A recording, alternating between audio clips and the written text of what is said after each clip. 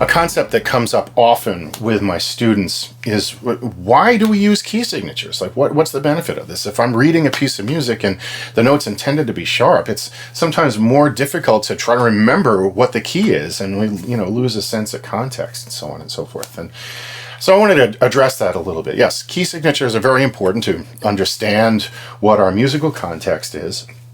But very specifically, if we're looking at a piece of music, if we're looking at written music, and we know that it's in a particular key, and we see all, unaltered notes within the music, that gives us quite a lot of information. First of all, it says, okay, this whole piece is made up of, say, these 7 notes. So if, let's say we're in the key of G major, we have 1 sharp in that key signature, F sharp. Okay, so if I'm looking through this and I see no sharps, no flats, then I know that the entire piece is diatonic, meaning it's of notes that are part of the key.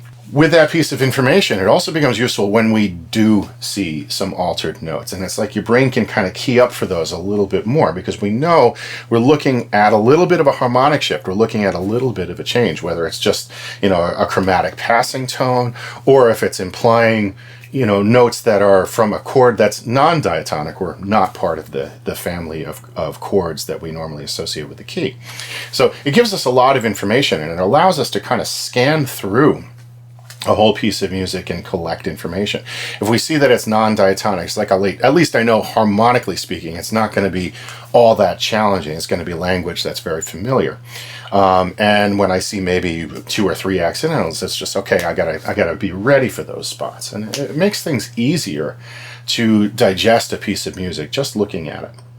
Okay? So key signatures really do help to define the parameters of the piece that we're looking at. It's like, okay, you're going to see mostly these 7 notes in this piece, and if they're not these 7 notes, they're going to be really clearly labeled, so we can kind of shut out some of the other information. It really makes it easier to understand exactly what we are going to be playing and what we can anticipate.